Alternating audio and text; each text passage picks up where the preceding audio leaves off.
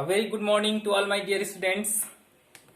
In previous video, we have discussed about calyx and corolla.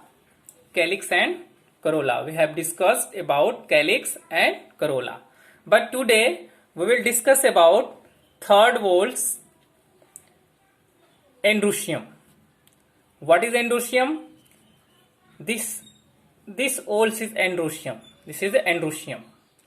These are all androecium, and this is a gynoecium.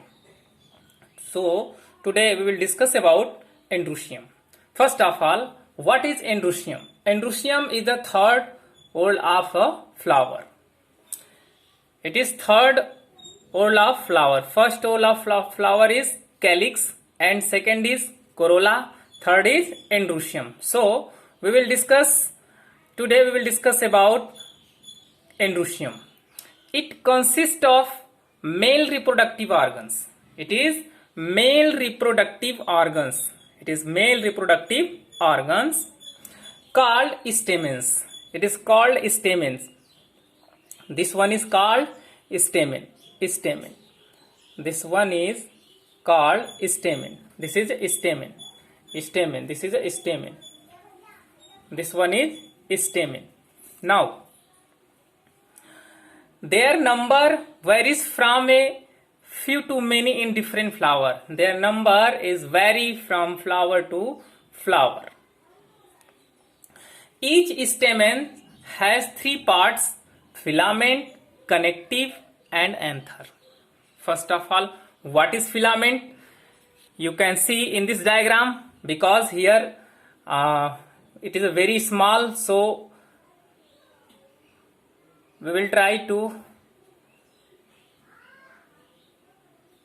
Now this one is filament, thread like structure, hair like structure. This is a filament. This is a filament. In this diagram, in this flower, you can see this is a filament, red in color. This is a filament, and yellow in color. This is a anther. This is a anther. And when two lobe of anther connect to each other, this is called connective. Now, first of all, what is filament? It is filament is a long, slender stalk. It is a long, slender stalk which support anther at its tip. Which is support anther at its tip. Okay. Now, second is what is connective? The connective join the two anther lobes. The connective join two anther lobe. You can see here. This is a brinjal flower. Okay. In this brinjal flower, you can see here. This is a anther. This is a anther. Here, two lobes connect to each other. Two lobes connect to each other. This is known as connective. This is known as connective. Now, third is anther. Each anther is usually two lobe. Each anther is usually two lobe. First and second. First and second. And each lobe has two chamber. And each lobe has two chambers. The pollen sac, thus each anther has 4 pollen sacs. Pollen sac, thus each anther has 4 pollen sacs. This is a pollen sac. Each anther has 4 pollen sacs. In pollen sac, many or millions pollen grains is present here. Okay, in the pollen sac, many pollen grains are present here. Now, pollen grains are formed inside the pollen sac. Pollen grains are formed inside the. This is a pollen sac. In pollen sac, pollen grains are formed inside the pollen sac. When fully matured, when fully mature, the pollen sac rupture to liberate pollen grains, and all the pollen grains liberate from the pollen sac, just like this. All the pollen grains remove from the pollen sac. Now,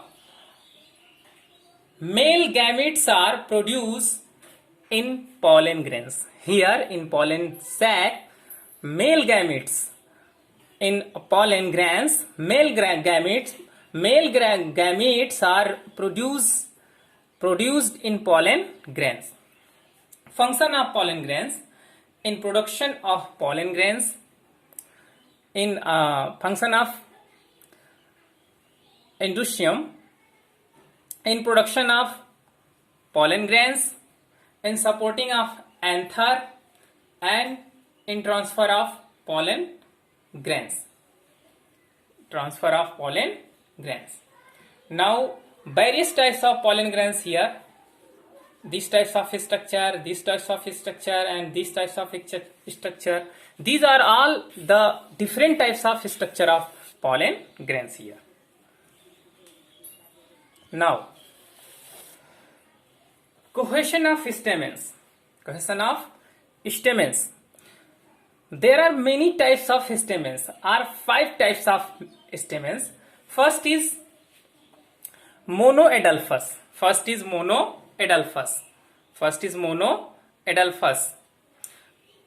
monoadelphous? The filament of all stamens are united to form a single staminal tube. Just like this. You can see this is the monoadelphous, because here the filament united in single stamens tube, single bundle. You can see in hibiscus, here only one tubes, and only one tubes. There are free anther. Here many free anther is connect to the only one tube. So it is called monoadelphous. Another see, when many anther connect to the single bundle of a tube. Single tubes, by the help of single tubes, this is called monoadelphous. Now, this is a monoadelphous. Now, second is diadelphous. Example is a very tough here, because in this time not a season of this types of flower, but you can see here this is a diadelphous, just like this. Free anther is here, you can see this one is one, and second is this. So here two bundle of anther, filaments united in two bundle here,